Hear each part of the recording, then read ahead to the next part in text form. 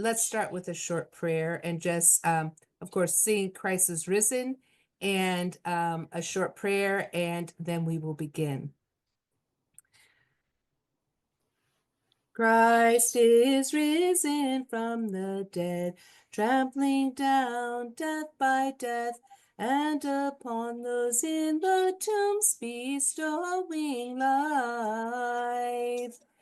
Christos anesti ek necron thanato e thanaton patisas, getis vita mimasis.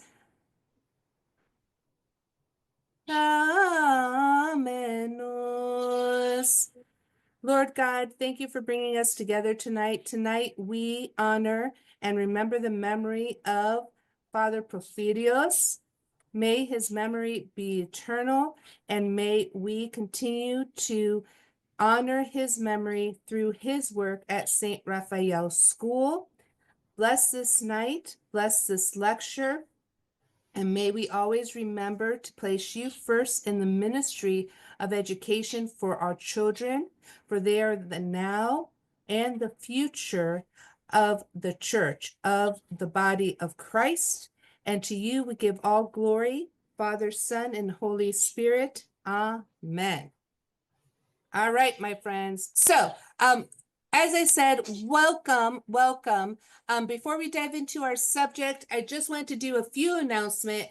From St. Raphael's School, we support homeschooling families by providing, of course, live online classical Orthodox Christian courses for K to 12. I will say that our courses are taught by Orthodox Christians only in good standing of the Orthodox Church. All the courses are a la carte, but our main courses, our main leg of our program is that to which Father Prophyrios, Dr. James Taylor, who wrote Poetic Knowledge, and I have a copy of his book here, created, which was the integrated liberal arts. And Lisa's going to be putting some links into the chat box for us. The integrated liberal arts, which really use everything, reading, writing, rhetoric, history, sociology, natural science, poetry, and Orthodox study. And Father would say that it's a huge dinner, a delicious dinner eaten together and not separately. And so Lisa's also going to be putting together in the links where you can hear Father Prophyrios talk about his vision of the integrated liberal arts and how he envisioned it to be used within the classroom and how we are using that today in our K-12 program. So we have our tried and true, and of course with the new. So we have classes like woodworking with purpose. We have classes like Greek, Arabic, Russian. We have many courses that we offer our families that they need, and we listen to our families and what they do need, and we try to offer those courses. We have several star-studded courses this year, like Stars and Stories, Legos and Legends, which, by the way, Mr. Gibbs, Legos and Legends I created based upon a paper you wrote many years ago. I don't know if you remember. What does Legos have to do with classical education? Do you remember that paper? I do, yes. I think about that from time to time. I'm delighted that you've read it. I did. And we have a class called Legos and Legends, and we have opened so many sections, brand new this year, and people are thrilled about it. So, you might want to check our website, Mr. All Gibbs, right. and look how we wrote that up. Stars and Stories. We also have a class, 7 Habits of a Teenager with the Orthodox Ethos. And that's for grades 8 through 12. There's many classes that we are offering that's both tried and true using the good and great books, the classics as we originally have, but also considering what we need for our kids today. So all of that, of course, using the integrated liberal arts and then other enrichment courses that in the end position students to communicate enduring truths and to be able to respond to the changing demands of the world as innovative leaders who follow Jesus Christ as their Lord and Savior.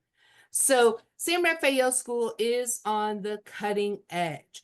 So if you're sitting there going, I don't know what the integrated liberal arts are, what does that mean? Well, I'm happy to tell you, next week we are offering a evening of Q&A of what are the integrated liberal arts? Come and see, in which all of the integrated liberal arts instructors and myself will be there. We'll do a little short discussion about the integrated liberal arts, and then you can ask your questions. And so Lisa is also going to put that registration link in the chat box. So you're more than welcome to come to this as well. So having said all of that, oh my goodness, we are an active community. Year round, we have events such as this. We have events, our Nativity Youth Camp, our Dormition Youth Camp, our Lenten Youth Camps. We are a busy pastoral school, a community. And although we're online, we're very personable. We know each other. And I love when I hear families say, I enjoy hearing my kids' instructors in my kitchen in the morning, right? So we become part of each other's lives. And I can't tell you how many times people have driven through our city. Can we just get a hug? And I say, yep, a hug and cookies. So St. Raphael School offers so much for the whole family. And parents, we listen to you and we haven't forgotten about you. So we also offer parents courses in Greek, chant, theology. I'm trying to remember what else. Oh, and iconography. And how could I forget our iconography program that's K to 12? So much is offered. Now, if you're sitting there saying, gosh, but sometimes the tuition is just too much, I get it. But we also have clergy family scholarships and needs-based scholarships. So Lisa again is going to put this link in the chat box. If you are in need of some sort of scholarship, we do have those scholarships available, and you can apply for that scholarship. So, whew, well, that was a lot. But I just get so excited talking about St. Raphael School. You know, I've been with St. Raphael School for 10 years, so since 2015. And so Father Prophyrios and I, a blessed memory, taught together, worked together, and developed programs together. And he was just a wonderful, wonderful man that had the greatest insight about education. And of course, Diakonisa Fotini, who's here as well, she was here at the beginning of the inception of the school and worked at the very beginning. Shout out to you, Presbytera Fotini, Roger, that is here. And so he was a wonderful visionary. So the Father Prophyrios Dr. James Taylor Memorial Lecture is hosted by us in memory of him as the founder. He was an author, teacher, and leader in the Orthodox education, and his work, Poetic Knowledge, which I showed you, The Recovery of Education, continues to inspire teachers and educational leaders, particularly those laboring to renew Christian classical education in the United States. So this annual lecture focuses on themes exploring the intersection of Orthodox Christianity and education, keeping in mind the words of St. Prophyrios, who he took the name of when he became a monk. Whoever wants to become a Christian must first become a poet. And recently, we were talking about a few of his favorite poems, one of being, oh, I just lost on my mind. The Silent Spider. No, that's not the title. Someone's going to know the title. But there's a few poems that he favored very much. And so all of these things he held near and dear to his heart. But tonight, we have our speaker, Joshua Gibbs, who I'm so thrilled that he is here to speak to us about what does poetry have to do with good taste and salvation. So Josh Gibbs, welcome. He is the director of the Classical Teaching Institute at the Ambrose School in Meridian, Idaho, and has 19 years of experience teaching classic literature in Christian schools. He is a lecturer on pedagogy in great books and the author Something They Will Not Forget, Love What Lasts, and A Parley with You, dialogues with high school schools about virtue. Gibbs has also authored the pamphlets A Short Introduction to Classical Christian Education and So Your Parents Want to Send You to a Classical Christian School. And his books and pamphlets have received praise and from figures that include Nebraska Senator Ben Sasse, David Hicks, and Dr. Christopher Perrin, who, as you know, is CEO of Classical Academic Press. In addition to writing, speaking, and consulting, he also teaches online through gibbsclassical.com. Since becoming a teacher, Josh Gibbs has been a frequent speaker at conferences for the Circe Institute and other classical organizations. He is the creator of the Proverbial podcast, the In the Trenches podcast, and has blogged for the Circe Institute for many years. Been interviewed by Front Porch Republic and Culture Feed and published on First Things. Wow. So we welcome him tonight. And of course, his expertise and his understanding of being an Orthodox Christian in the world today and connecting to classical education is the beauty of what we bring with our schools. So I look forward, Josh, to hear what you have to say. Something to know is Josh is having various opportunities to learn. I'm sorry, Lisa is placing those links in the chat box. Gibbs Classical, the Classical Teaching Institute. There is a blog, sometimes Gibbs, and various other publications, which I've already mentioned, she will list in the chat box. So without further ado, I give you Joshua Gibbs. Thank you very much. Let me begin by thanking the Presbytery for the invitation to speak. It is not often that I get to speak to an Orthodox audience, to a primarily Orthodox audience. And so I am especially pleased to be able to address you all tonight. The title of this lecture is What Does Poetry Have to Do with Good Taste and Salvation? And I should say before getting started that I'm going to argue over the course of this lecture that good taste and salvation are intertwined matters. And I mean something very particular by good taste that I hope comes out over the course of this talk. But that is my ultimate landing point. That's where I want to take all of this. So I want to begin by posing a very strange hypothetical scenario.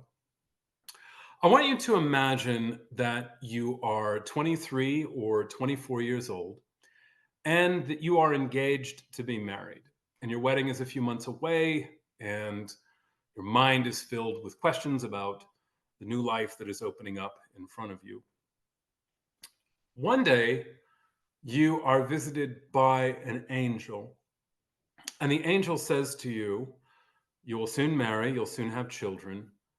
You have been chosen by God for a very strange task.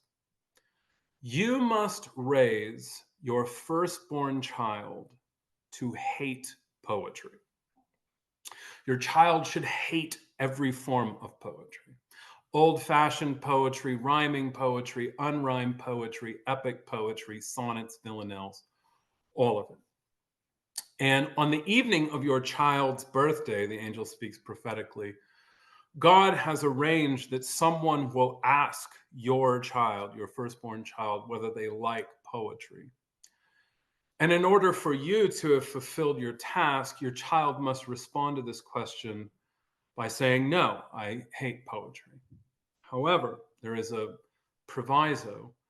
You may not say a word about poetry to your child between now and their 18th birthday. You may not tell your child that poetry is bad or wicked or stupid. You may not tell your child that you don't want them to enjoy poetry. You simply have to raise your child in such a way that they come to hate poetry. And the angel gives you a bit of a hint about how you can accomplish this. The angel says, you would be best served by working in increments. You probably can't get your child to hate poetry all at once. You have to first make them disenchanted with poetry, then bored, then annoyed, then vexed, and finally bring your child to hate poetry. And then the angel disappears, leaving you to think about how you will raise your child. So what would you do? Now, I wish that there was time enough to stop this lecture right now and give you a solid half an hour to think over how you would raise a child to hate poetry. If you're watching a recording of this lecture, you might hit the pause button and jot down a few ideas. How would you how would you raise a child to hate poetry if you weren't allowed to tell them or say anything about poetry to them? How do you raise a child to hate poetry? When deciding what kind of clothes your child would wear, what kind of music they would listen to, what kind of movies they would watch, how would your choices in those matters tend toward a hatred of poetry? What kind of a person hates poetry? What sort of a life, what sort of habits and beliefs tend toward a hatred of poetry? We will return to this question later. Perhaps you are glad to be done with this question for now. Perhaps you found this question or this whole hypothetical scenario a little disturbing or even offended that I would tell a story which suggested an angel would ever impose such conditions on the upbringing of an Orthodox child. You might be wondering, what kind of angel is this? Is this a fallen angel, perhaps? Is this a delusion of the devil? For the moment, you can leave that hypothetical scenario behind. But I do want to return to it later. And if you're disturbed by it, good. If you're disturbed by the scenario, good. I would like to, over the course of this lecture, propose a few reasons why you are disturbed by this. Obviously, given the nature of this talk, the title of the talk, I want to talk about poetry in this lecture. Sometimes I want to speak directly about poetry, and sometimes I want to speak indirectly about poetry. Any lecture on the subject of poetry assumes that the audience either reads poetry or wants to read poetry or finds poetry interesting, or at very least that the interest of the audience, is not dull or doesn't find the subject dull. And I want to assume the best of my audience, but the assumption that the average audience reads and enjoys and understands poetry is not fair in modern day America. And part of the reason for this is that American popular culture, which is the kind of culture that we encounter when we turn on the TV or open up social media, really every time we go to the mall, American popular culture seems determined to turn us into the sort of people who cannot understand or enjoy poetry.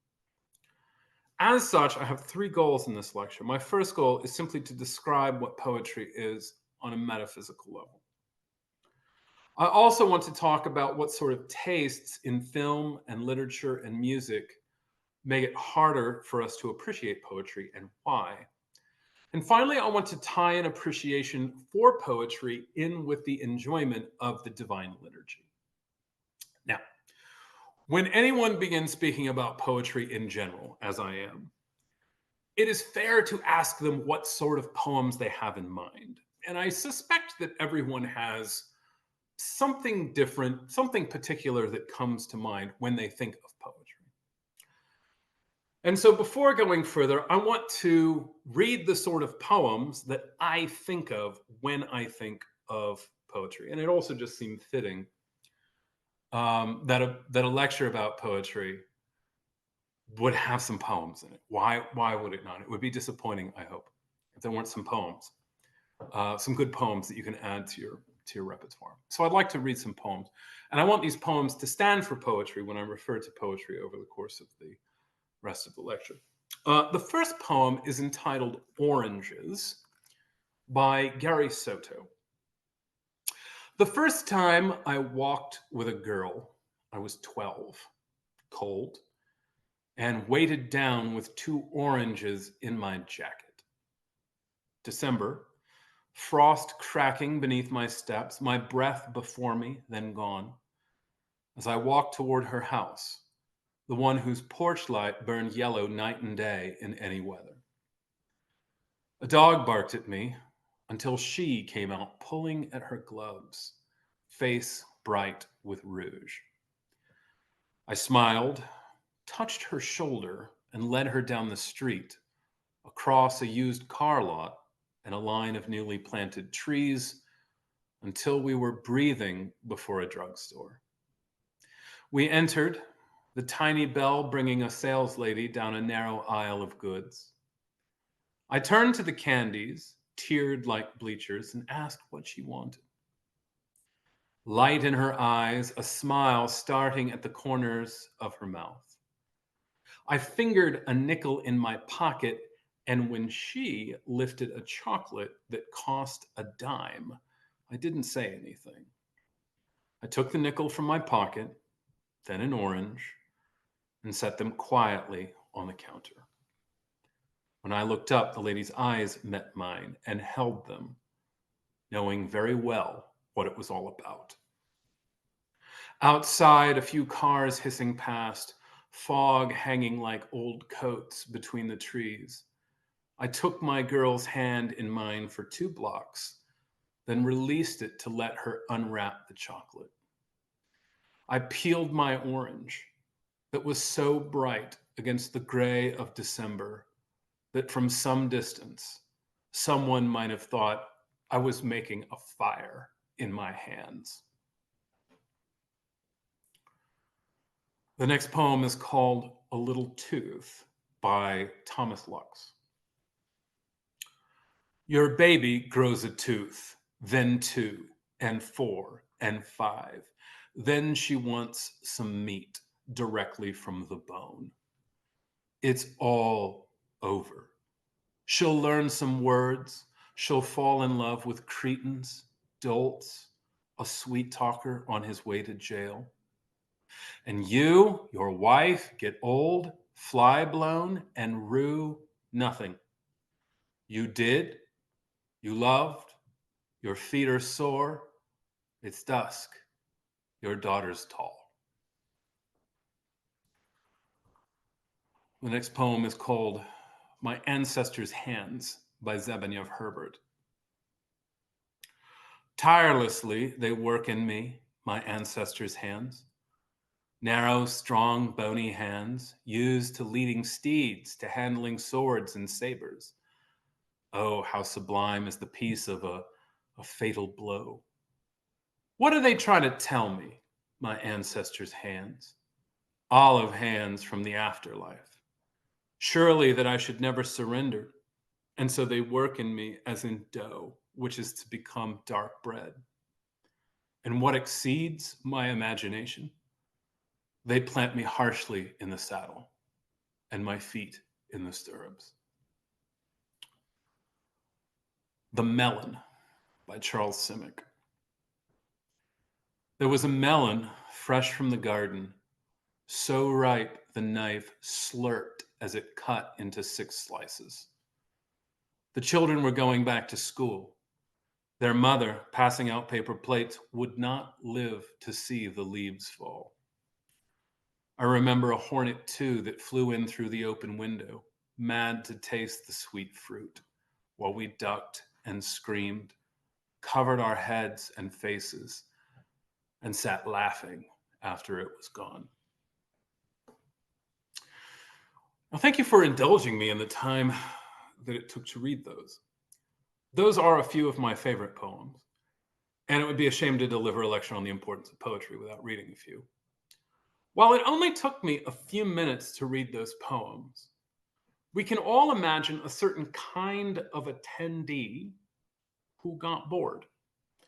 When I began reading the fourth poem, a few people might have begun to wonder, how many poems is this guy going to read?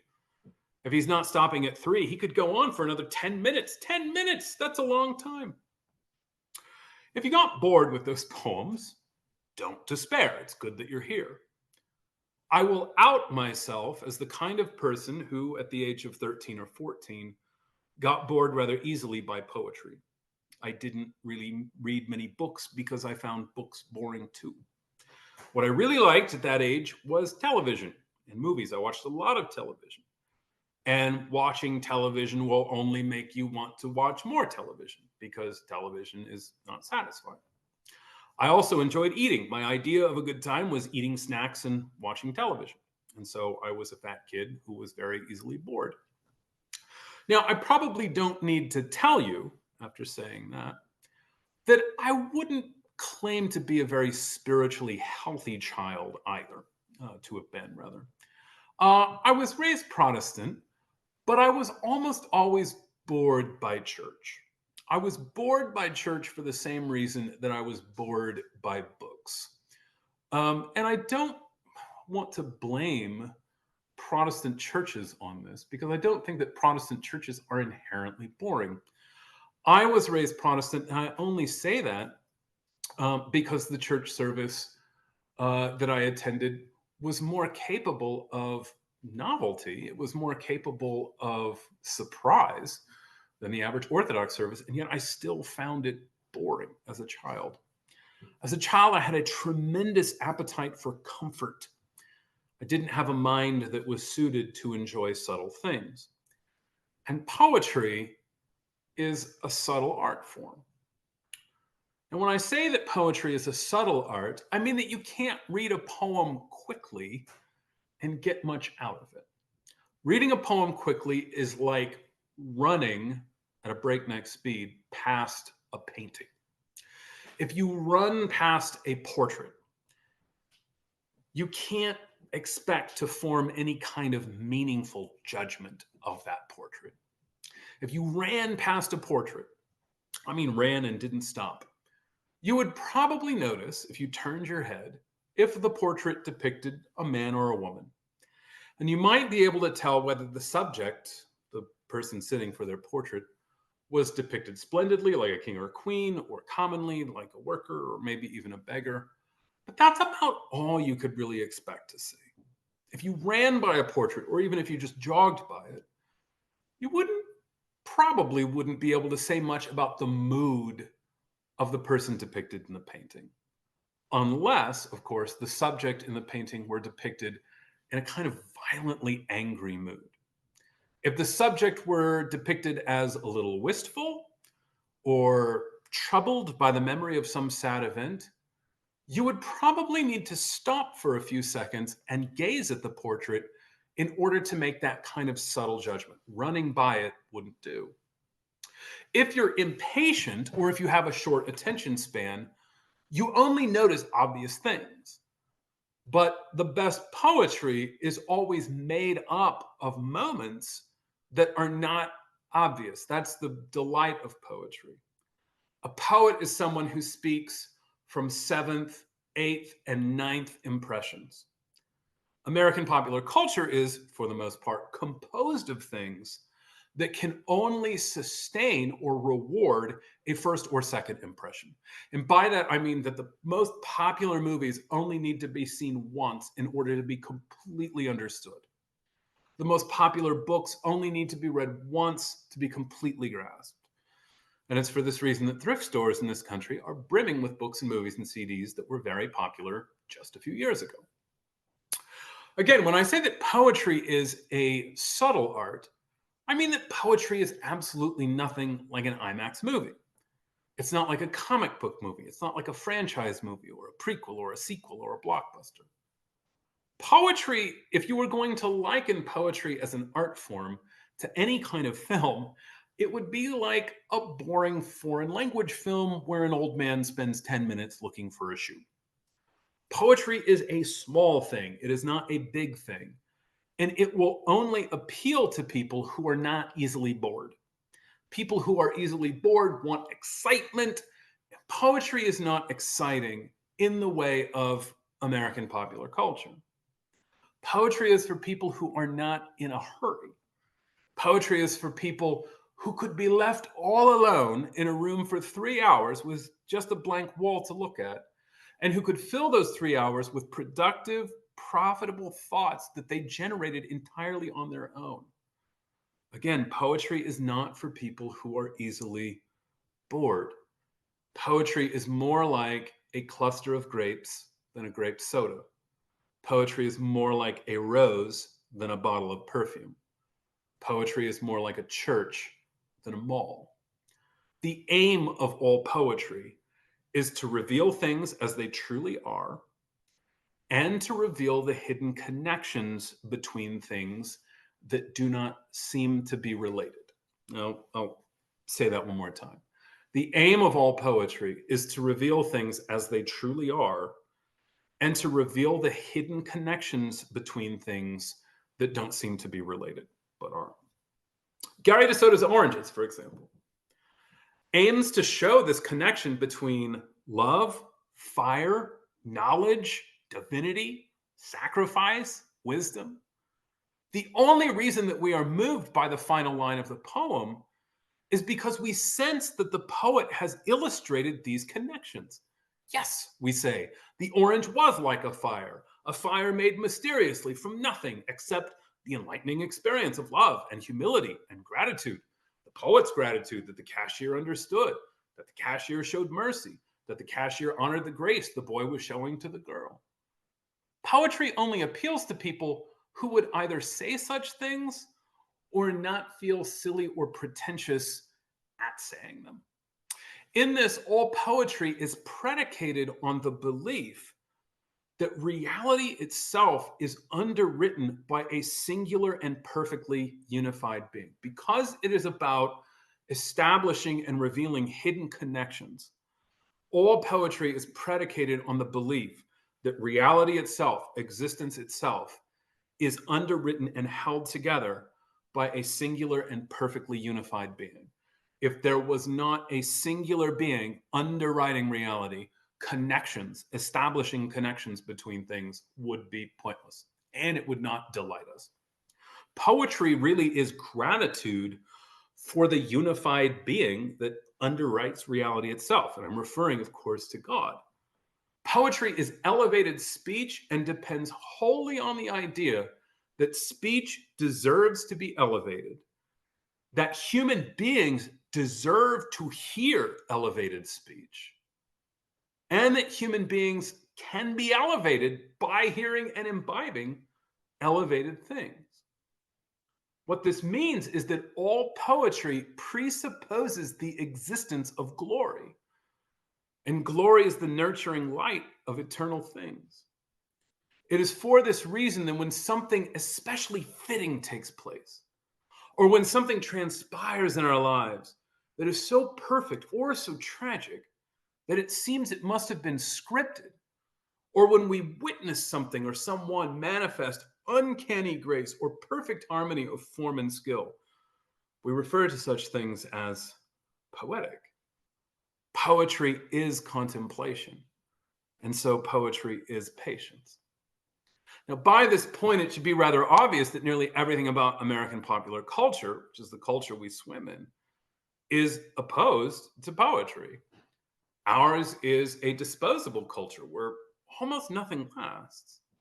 The most popular movie in the country, the number one movie at the box office this week, typically retains its spot for 3 or 4 weeks, and then we move on.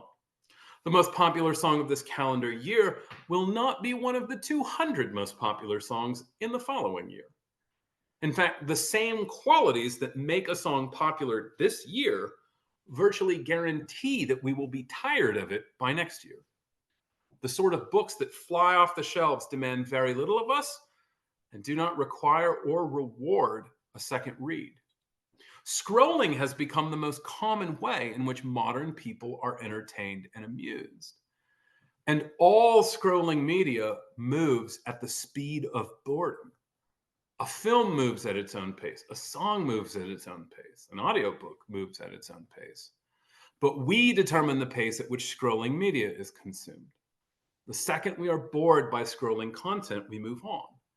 In fact, we often move through scrolling content faster than our boredom, which means that we move on from content on Instagram, TikTok, Facebook, and Twitter before we have even completed a single feeling or thought about what we're seeing. We may not even fully grasp what we've seen before moving on. The competition for our attention is fierce, which has pushed American popular culture toward extremes. Immoderate opinions, immoderate violence, immoderate humor, immoderate dress is more likely to grab your attention than moderate opinions and moderate dress. However, immoderate things are not likely to hold your attention for long because they are easily and quickly replaced by things that are even more extreme.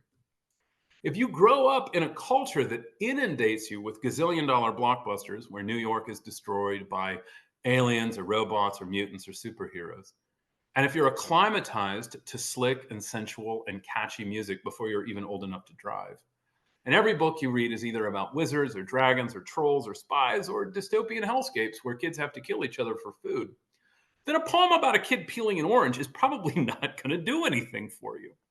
You have been inoculated against poetry. Poetry is going to bounce off your calcified soul like a rubber ball off a jail cell wall. And not just poetry, but all art that requires contemplation and patience. Art that is wise, art that is beautiful, art that has depth and clarity, art that sets our minds on eternal things, on transcendent things, on things above and not on things below, as St. Paul tells the Colossians. I was a high school teacher for nearly 20 years, and one of the most pronounced changes I noticed in my students during that time came when I taught art history lessons. Nearly 20 years ago, back in 2007, 2008, my students were excited when I told them at the beginning of class that we were going to have an art history day. When I said, we're going to put our books aside. We're not going to read Frankenstein. We're not going to read Dante today. We're just going to look at slides of art. We're going to look at Renaissance art, Baroque art, Romantic art, neoclassical art. 20 years ago, when I made this announcement, students were audibly excited. They would be like, yes, yes. And they would get into it. Over the course of my career, though, with each passing year, students appeared less and less excited when I announced that we were doing art history lessons. Why? Well, when I teach art history, I typically put a new slide up and ask students to gaze at a painting for an entire minute before they make any comments on it. And we might spend 3 or 4 minutes on each painting in a 10-slide PowerPoint presentation. By 2018 or 2019, my students were so habituated to scrolling media that looking at an image for 3 minutes, even if it was a beautiful painting, was absolutely grueling for them. They were accustomed to looking at digital images for around 1 second. And Instagram had primed them to enjoy pictures of their friends, funny images, sexy images, or pictures of things that were for sale. A painting of Christ or a mountain or a wrecked ship on the beach was none of those things. And they got bored with them in about 2 seconds. Now, up until now, I've been discussing the way that popular culture corrodes our ability to enjoy or even understand the point of poetry. But you have, I hope, also noted the ways in which the ability to enjoy poetry is connected with the ability to enjoy the divine liturgy. It would be impossible I believe, to return to the question that I opened this lecture with, it would be impossible to raise a child to hate poetry without also teaching them to hate Orthodox Christianity. If an angel told me to raise a child to hate poetry, I would have to assume it was a fallen angel. Because in a very real sense, the divine liturgy is the most poetic thing there is. The divine liturgy does not merely reveal the hidden connections between things. The divine liturgy, and especially the climax of the divine liturgy in the Eucharist, is the connection between things. It is the connection between heaven and earth. It is the connection between all that is physical and all that is spiritual. The Eucharist is not simply meaningful. Rather, inasmuch as the Eucharist is the body and blood of Jesus Christ, the Eucharist is the source of all meaning. All meaning drafts on the meaning of the Eucharist.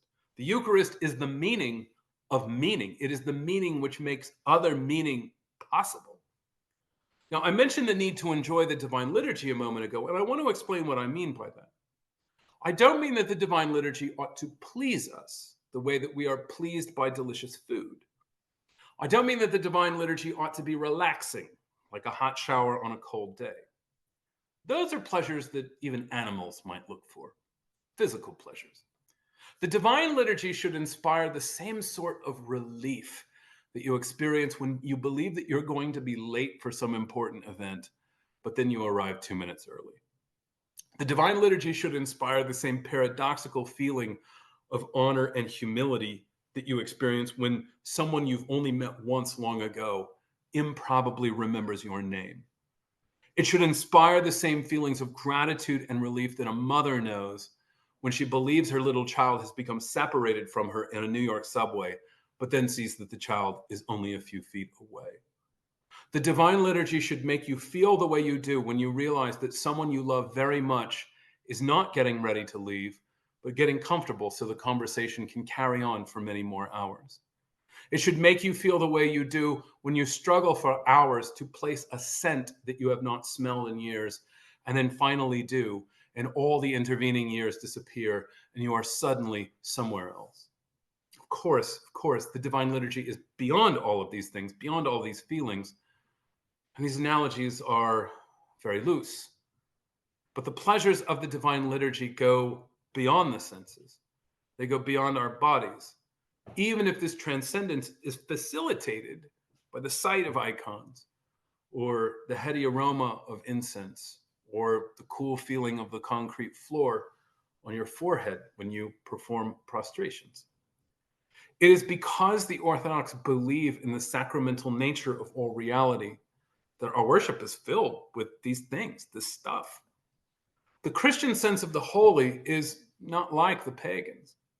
Pagans believe that holiness is a localized phenomenon, that a certain tree is holy to Jupiter because Jupiter shows up in that tree from time to time, or that a certain grove is sacred to Athena because the goddess is there and not elsewhere. But our God is at all times and in all places, filling all things, which means that Christians believe that every real thing is at least a little holy. When we refer to something as secular or common, we do not mean that God is not present in that thing.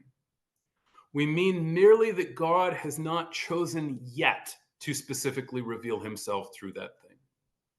Holy things are those things that God is actively revealing himself through, and our God has vouchsafed to meet us in certain holy meals, holy oils, holy water, holy men, holy places.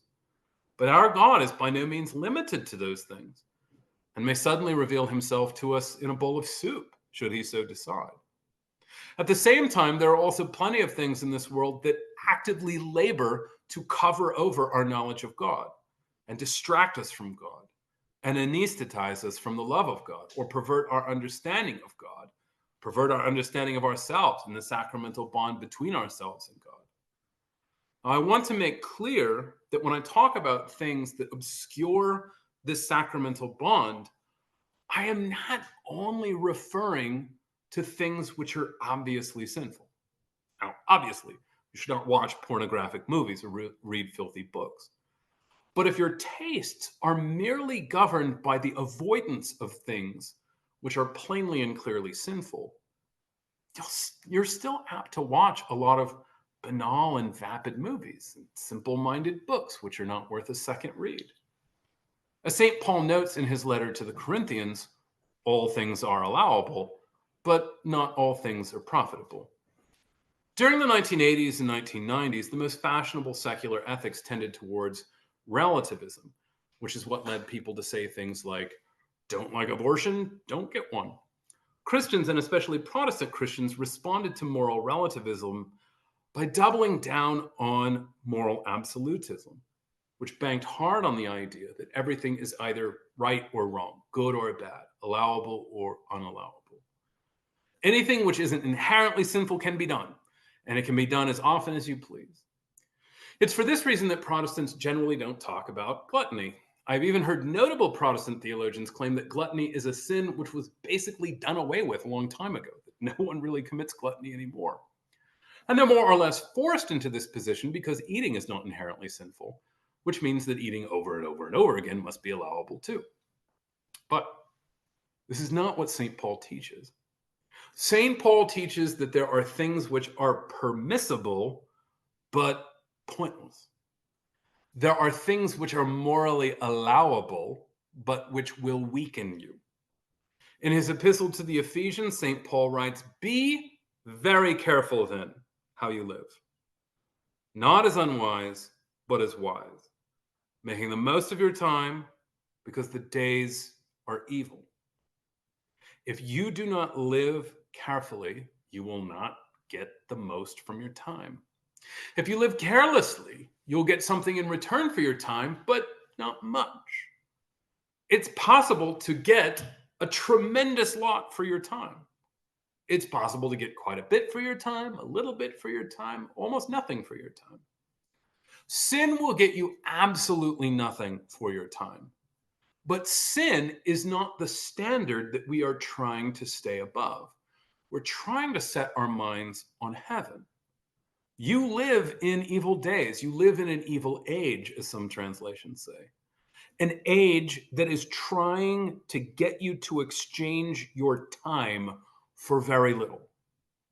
What does it mean to get very little in exchange for your time? What does it look like?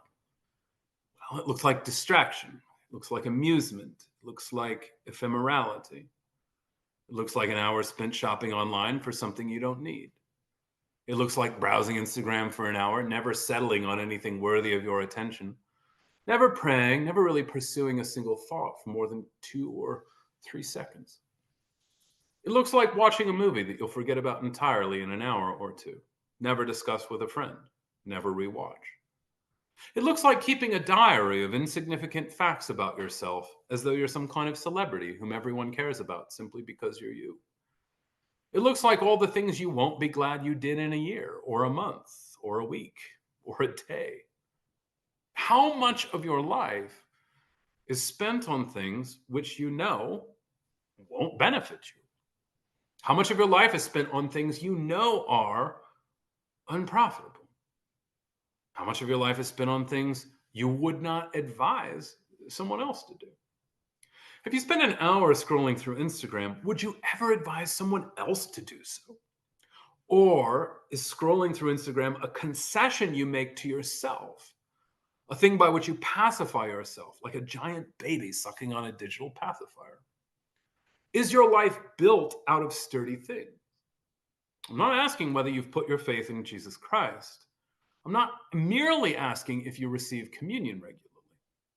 Instead, I'm asking what exactly you do with the 500 waking hours that you have every month.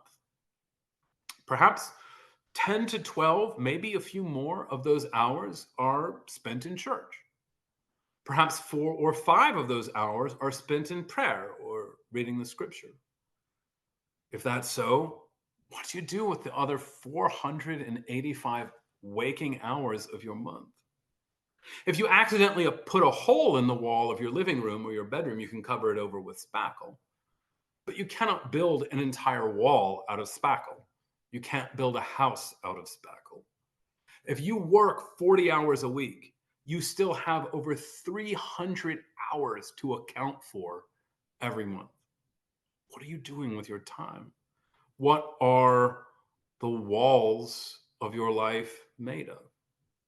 Now, in order to partake of the Eucharist at the Divine Liturgy, some preparation is necessary. You have to go to confession regularly. You have to fast from the time that you wake up on Sunday morning. At the same time, all of life can be seen as preparation to receive the Eucharist. Now, by that, I don't mean that you can use your life as preparation for the Eucharist. I mean that all of your life is preparing you to receive the Eucharist, whether you like it or not. Your whole life determines how much you want the Eucharist. The way you live your life determines what you want from God and what you understand his own self-offering in the Eucharist to be. You might think of it in the same way that every moment of a runner's life is preparation to run a race. Now, obviously, the runner does particular things to prepare for the race. He stretches, he trains, he eats a lot of pasta the night before the race. And yet, everything the runner does alters his ability to run the race. If the runner eats a bucket of ice cream every night, the weight that he gains is going to alter his ability to run. It doesn't matter that he eats the ice cream outside of his training time. Everything the runner does alters his life, and he carries those alterations with him. The runner can't really ever claim that something he's doing isn't part of my preparation for the race. It will affect the way he runs. So too, everything you do is altering the way that you receive the Eucharist. Some of those alterations are obvious, and some of them are subtle. Some of those alterations are significant, and some are trivial, but they all go to the way that you receive the Lord's body and blood. Now, on this point, it will be helpful to consider how most Americans spend their time. In 2019, I find this a rather staggering fact, Americans spent 45 hours a year just choosing what they would watch next. In 2024, that number had doubled to 110 hours a year, more than doubled. And that's just time spent scrolling through menus and screens. That's nearly twice as much time as the average American spends reading every year. Every 9 days, we spend as much time watching television as we spend every year reading books. This is amazing. Let me repeat that. Every 9 days, the average American spends as much time watching television as they will spend all year reading books. The average American spends around 150 hours a month watching things. Television is nearly a full-time job for Americans. We spend around 80 hours a month just listening to music. Now, I would say that these kind of statistics are no longer all that surprising. And when we have these statistics trotted out for our horror, the person who is trotting them out normally tells us that we need to spend more time outdoors, we need to touch grass, we need to spend more time doing things worthy of our time. But that's not actually what I want to do here. I'm going to assume, because I'm a bit cynical, I'm going to assume that your television watching habits are deeply ingrained and that they're not going to change all that much. Instead, I take these statistics as proof that you need to have discerning taste in what you watch and what you listen to.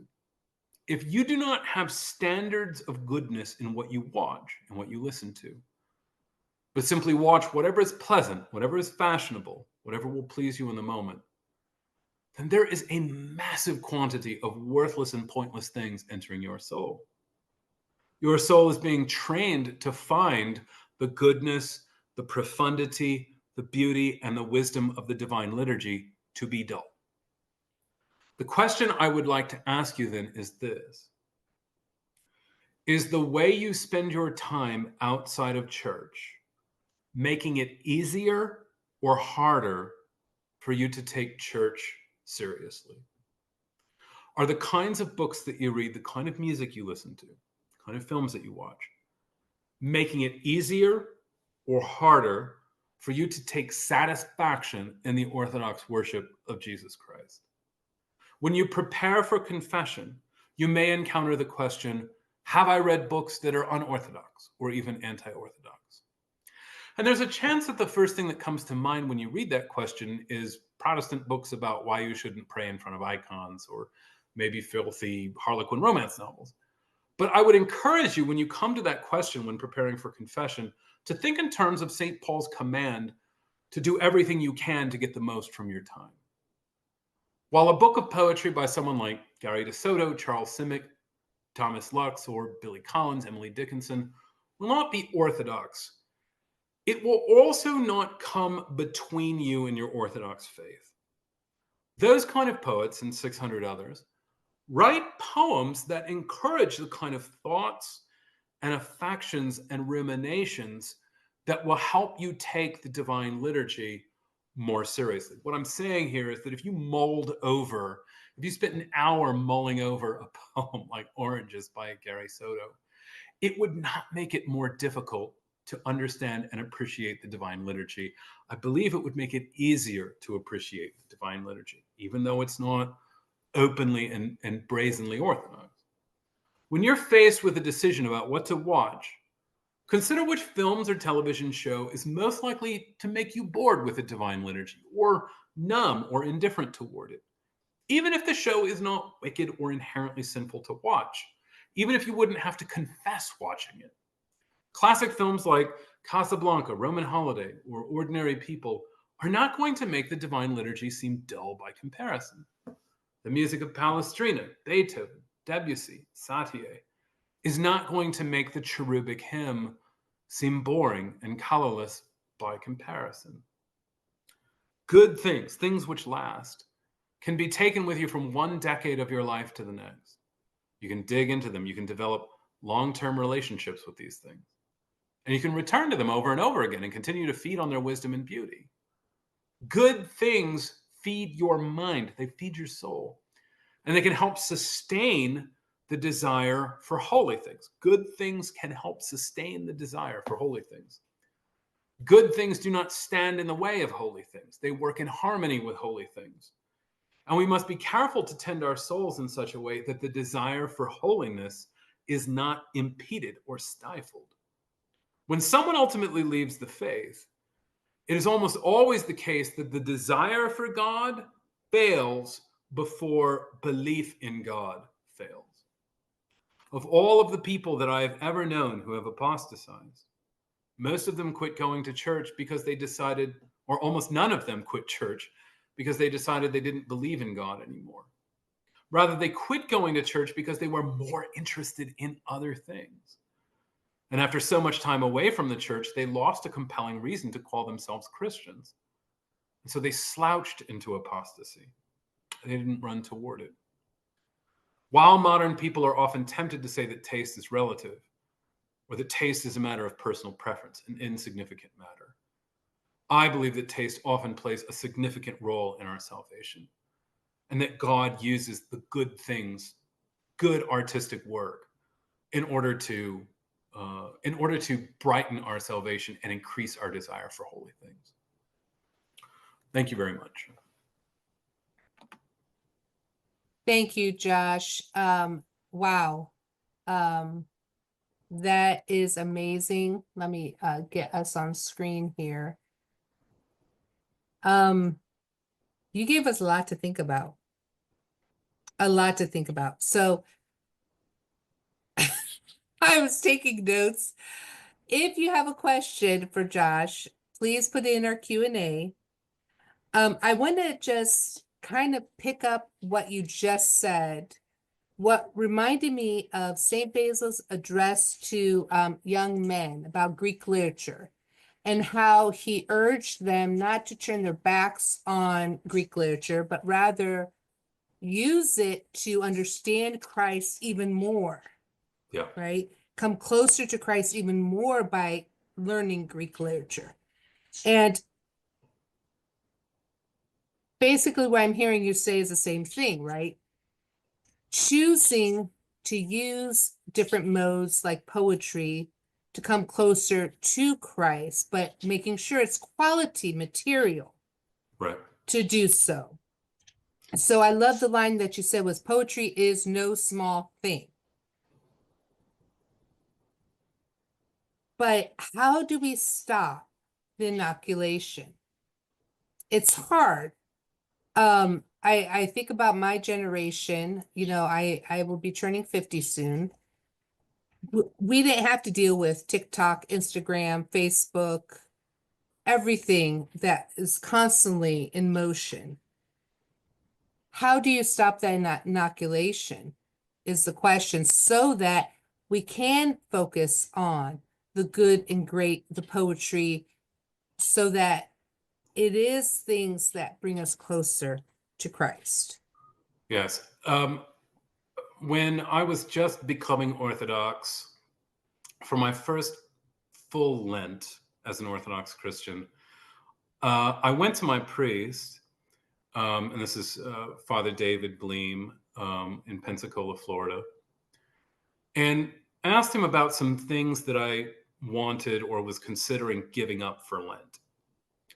And he said, you should stick with the things that the church requires you to give up for Lent, and not add on to the not to add on to the difficulty of what the church is asking you to do, because you would either be crushed by your failure or your success. Mm.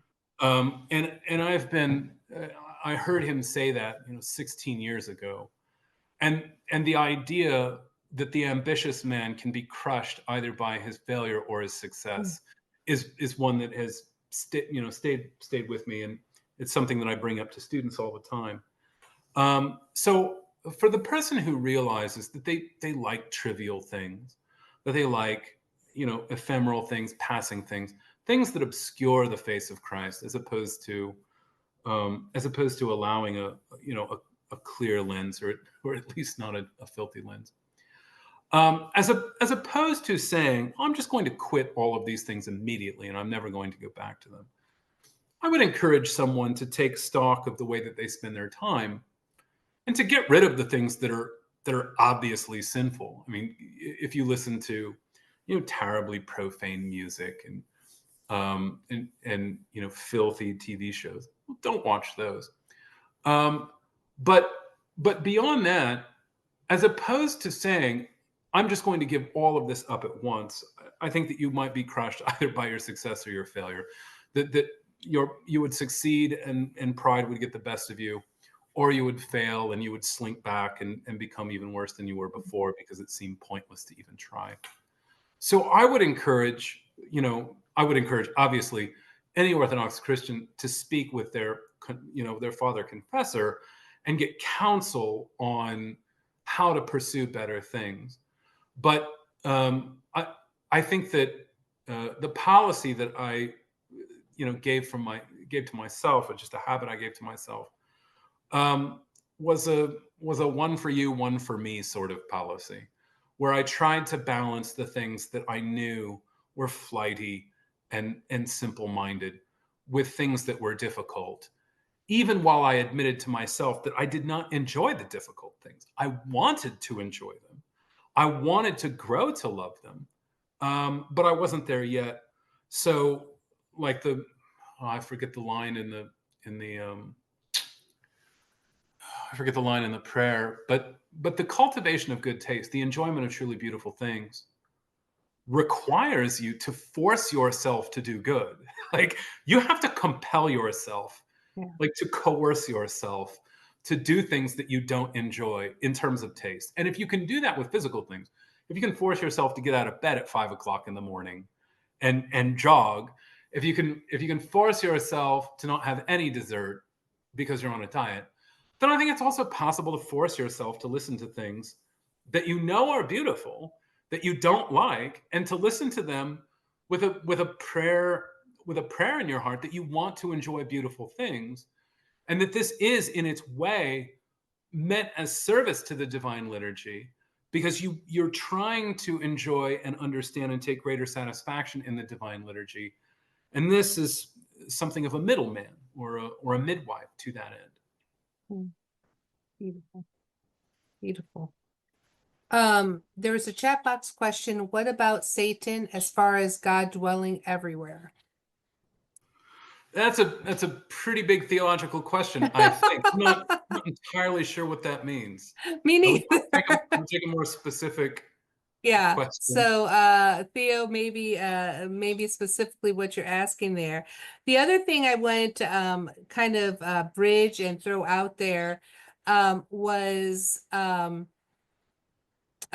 question that came in. I see an endless message in America for young people and older alike. The message is that the most important thing is coolness. People need to have music playing in the background of much of what they do as if they're in a perpetual music video. So that quest for coolness is one reason I believe that it is hard for people to read or listen to poetry. I think you have to leave the coolness quest alone and behind in order to approach poetry or read or study poetry with openness. What are your thoughts? Totally. And this is that I would say that I'm taking that comment as a high school teacher, and I'm thinking in terms of my students. The pursuit of good things in modern day America, it's not a tool for climbing a social ladder. So you're almost certainly not going to impress anyone that can advance your reputation, that can advance your or at very least the pursuit of good taste is probably not going to impress people that are your age. It will impress people that are older than you, but it won't impress people that are your age, which means it won't make you cool. So coolness is a desire to be appreciated by people that are your age or younger, whereas maturity is the desire to impress people that are older than you. And I would say the cultivation of good taste is the work of maturity, which means that it's going to impress people that are older than you, and you're going to get jeered at by people that are younger than you. And I might almost say that that is true of every age. It's true when you're 16. If you're 16 and you're trying to impress people that are 40, it's not going to win you any points. If you're 40 and you're trying to impress people that are 70, it's probably not going to get you any points. Maturity will never get you points with people your age or younger. But that, of course, is not the point of maturity. The point of maturity is to reach out and touch the face of God and to leave earthly things behind. Ultimately, that's what maturity is about. So you definitely have to set aside your reputation for being a cool person if you want to be mature. But at the same time, you can also look forward to the privileges and responsibilities that come with impressing people that are older than you. Because people your age and younger than you can make you popular, but it's generally true that only people who are older than you can open doors for you. And this is because the doors that mature people want to get through are guarded by people that are even older. So I would encourage the young people, with really kind of everybody, to acknowledge that maturity always means a kind of reaching for something older than yourself, and acting in a way that will impress older people, but will probably earn you scorn from people your own age. One more question. I think we have time for one more question. I think I saw a one right in here. Hold on. How do we help young men and women, especially those who have already been conditioned to scrolling, truly enjoy noble boredom in order to open them up to truly good things in life? Thank Yeah, you, Matt. yeah, that's a tough one. So I think that attention span,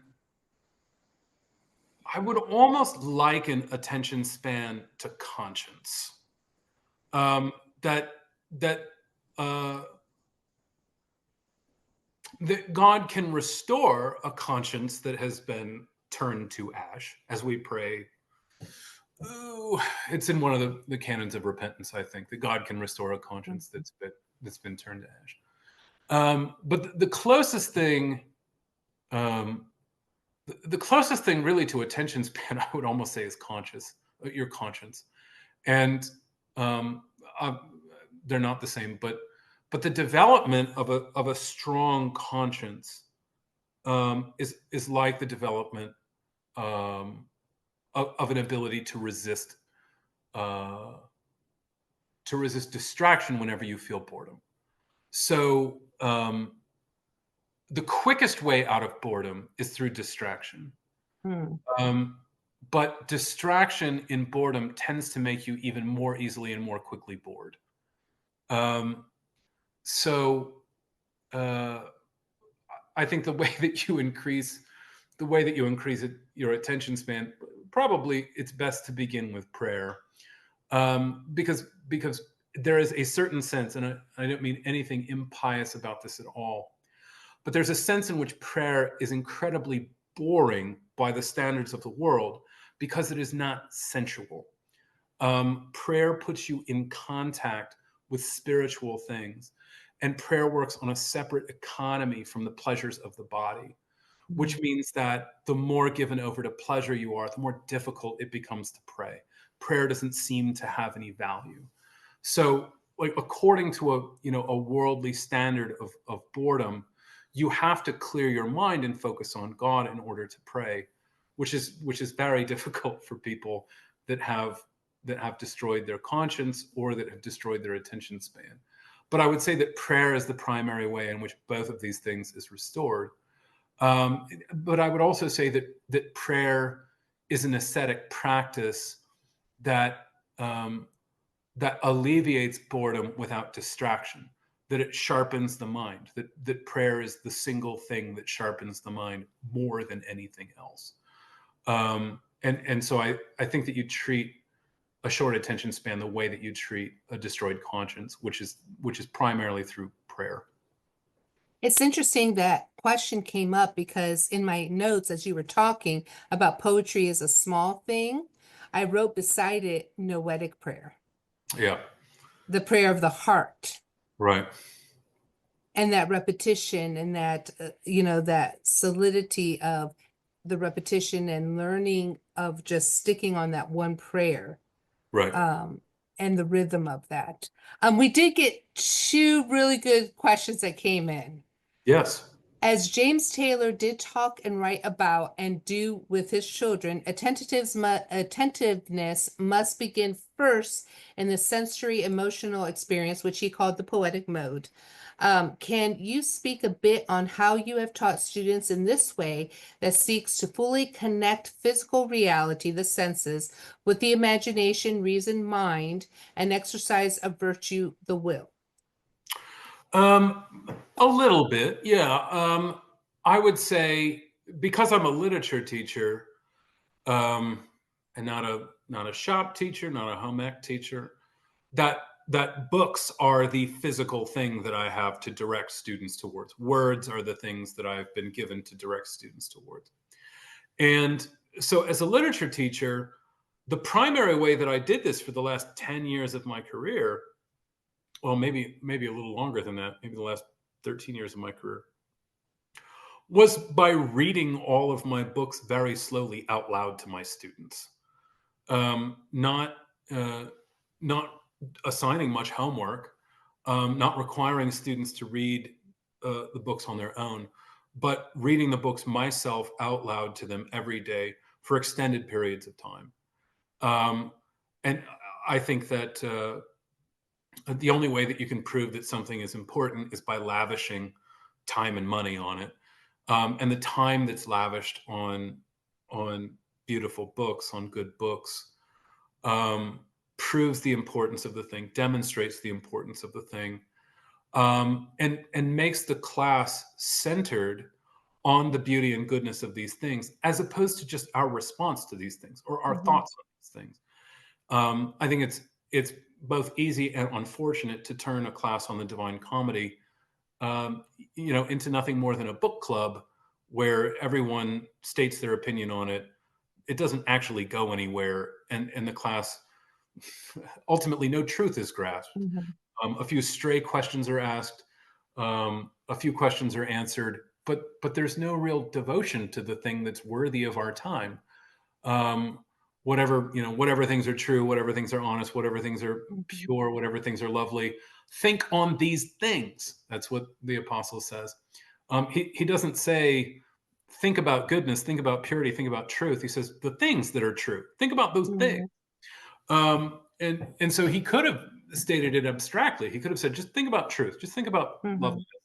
But he wanted the things themselves to have a central role.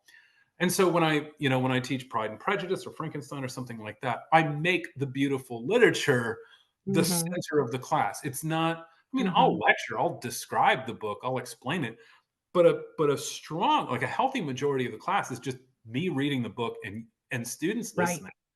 And I think that's the best way to get students to attend to the book itself, as opposed to just treating literature class like a platform where everybody gets to speak their mind.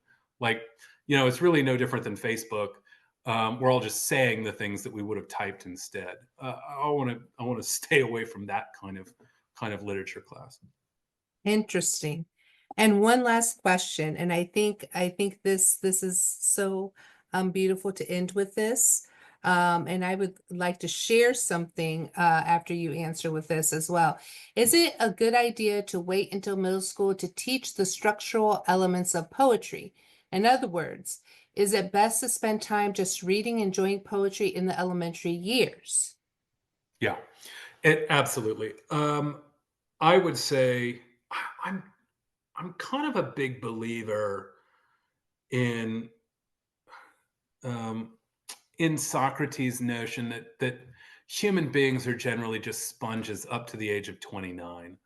That we're all just like absorbing as much as we possibly can, and that the possibilities of analysis for a human being occur far later than we actually think they do or want them to.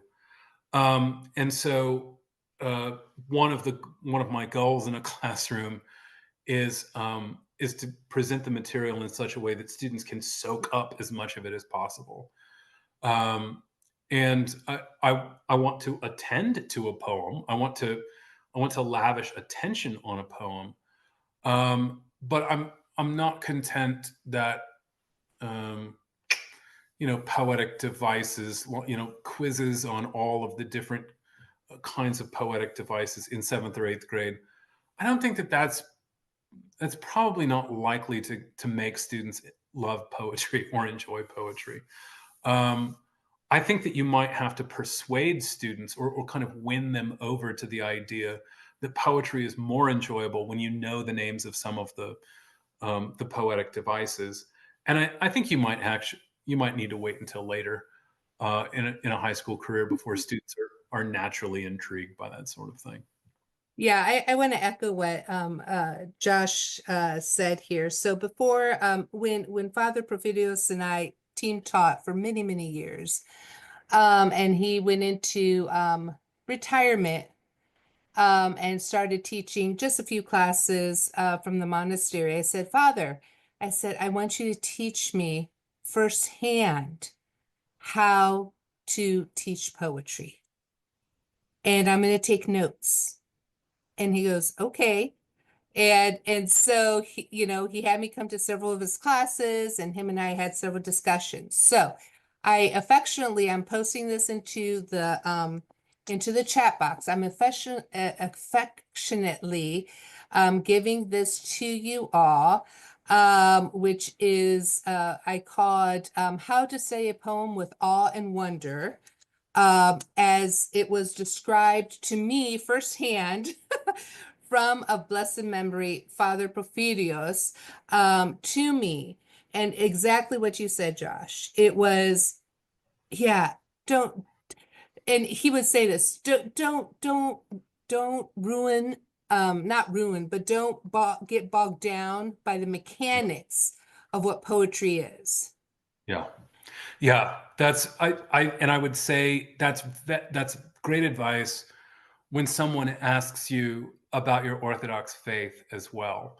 I've heard plenty of people begin explaining Orthodoxy from an incredibly technical standpoint to someone who asks about it. Yeah. Um, and the problem is not merely that they're kind of turned off by this technical explanation. It's that they're absolutely baffled and confused Yeah. by it. And you're not telling them anything that they want to know. Like their interests are somewhere Yes. completely different. Yes. Um, and so I think that claim about poetry is true of a great many things. If someone asks you about your Orthodox faith, you really are best served just trying to get them to Yes. come and see what Yes. it is. Like, why don't you? It would be easier if you would. It'd be easier if I could just Yes. show you. So Yes. And come on a feel Wednesday it night. and Yeah. experience it. Yes. And so he gave me these two parts. He said presbytera in his beautiful booming voice. Part one is experience the poem awe and wonder. That's part one. And part two is awe and wonder of the heart to the mind. And that was part two. Yeah. And so, that's what Father Prophyrios believed. That's what how he taught. That's what he described. That's what he um, um, put out into the world. And I can't thank you enough, Josh, for being here, because your words, I'm gonna have to rewatch this video several times because you said so much that really was intriguing that I think all of us tonight will have to go back and really contemplate and reflect. Thank you. Thank you very much. Thank you. So thank you everyone for coming tonight. We appreciate it. Those of you that will watch the video, everyone that's here tonight, you'll also get the video and we'll be able to rewatch it as well. So through the prayers of our Holy Father and Mothers, Lord Jesus Christ, our God, have mercy on us and save us. Amen. Christ is risen. Thank you, Truly. everyone. Thank you for coming. Bye-bye. Bye bye.